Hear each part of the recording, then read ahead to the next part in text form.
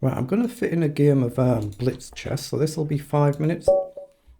So 1991, good luck. So we've not played before, we have no head-to-head score. Okay, 1800 games for my opponent, but you see 2200 in rapid chess from 360 games, so maybe a bit underrated in blitz. I'm going to take the pawn now. We're just going to try and get castled, so I'll push the pawn.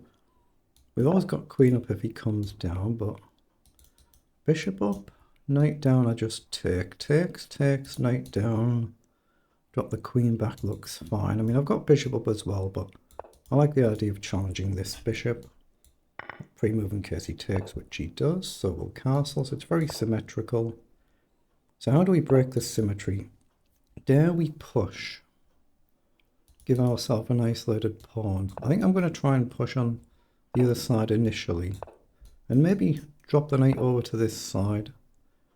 Or do we go crazy and just push on? I mean, we've got knight here as well. As soon as we move, he could come in. How do I want to do this? I'm just going to bring the rook across in case I try and push. And maybe a holding move. My opponent will probably do the same thing. Okay, to get here now, we need a three-step approach, but that seems very sensible to me. So I'm going to try and target a knight straight on c5. My opponent might try and do the same thing as well. But I'm just going to try and plant a knight here. That gives us an actual title. Now he might want me to do that, so he can take. So it'll create an imbalance with the pawn structure. Okay, so he's played forward, so let's jump in. So again, he might just go across and I'll have to push a pawn, I guess.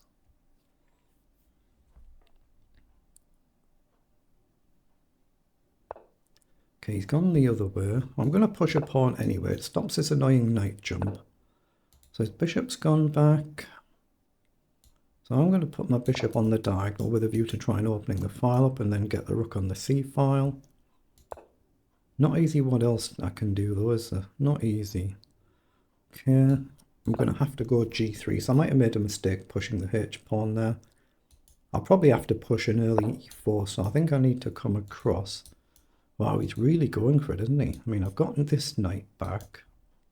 That's probably sensible, just to guard the pawn, rather than a move like king up, then he could just take anyhow. But I'm going to try and push in the middle, but this pawn might get a bit loose.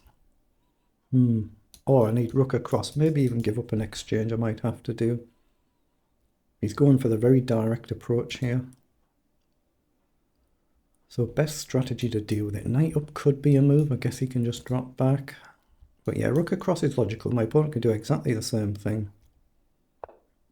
Yeah, he's really launching one. Wow. Knight up now though, and I put pressure on the pawn as well as his knight. And if he takes, I'm very happy to take with the f pawn if he takes. I mean, I don't think I can go with the g pawn. That seems silly. It might be a move, but it seems silly. But if he drops his knight back, I can take here. But it could turn out to be a poisoned pawn. So now we could do with having the knight here instead of here, potentially. I'm not going to get the bishop into the game in a hurry, am I? A little bit awkward. There is a direct hit to the pawn. Let's see what he does. Okay, so I assume I just want to try and double stack the rooks to triple attack the pawn. Again, he's got an easy defensive move. Rook across here allows knight over. Yeah, I could drop the knight round the angles like this, but this bishop feels like it's going to be very awkward to get into the game. So he hits my knight. Again, I'm quite happy if he takes and I can move my pawn over. We get tempo hitting the queen and we unleash our bishop, hopefully. Now, what do we do with it? I think I need the bishop in the middle. I don't mind if knight takes, that seems fine, but I don't want him clamping the bishop out the game. Here, and I'm having to permanently defend it. Now, what about a move like queen across?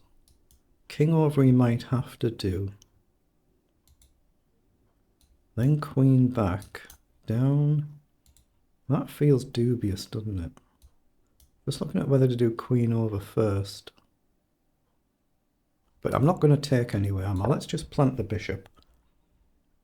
We'll try and bring the queen round the angle, something like this. That knight could prove to be a little bit of a nuisance, even though it's not seemingly doing a lot right now. It could do. Could very well do. Let's bring the queen over, try and stop him jumping around the angles here. But there's no obvious way to actually try and make good progress without taking really big risks. Maybe bishop here unleashes a rook, maybe. He can easily just push here, of course, and we'll have to try and counterattack. That's exactly what he's done. Okay, well now I think I can come here. Here. Takes, takes, knight takes, queen takes, seems alright. I might be wrong, I might be blundering, but I don't see anything better to do.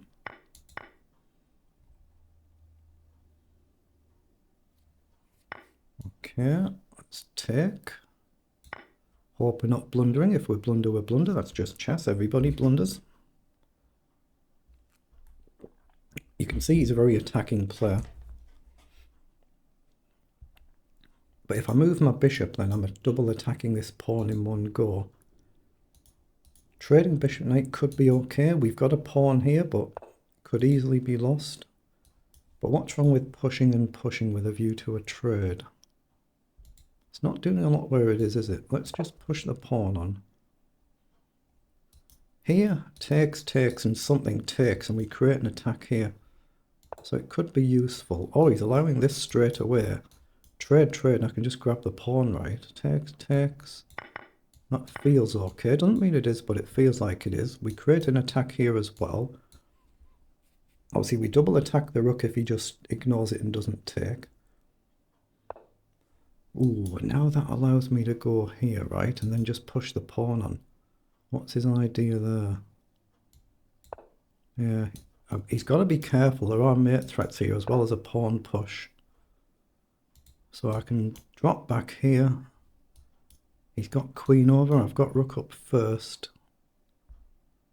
So rook check, king up.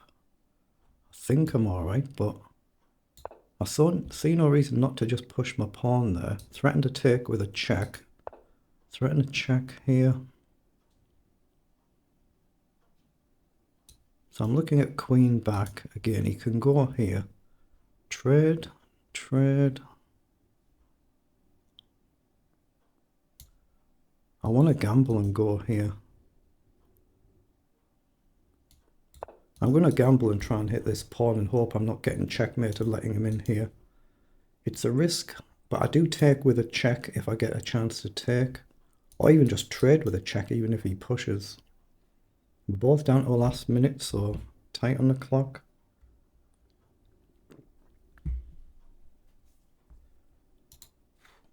Oh, we are up a pawn, aren't we? 5 against 4. Yeah, I thought it should be a good trade for us here.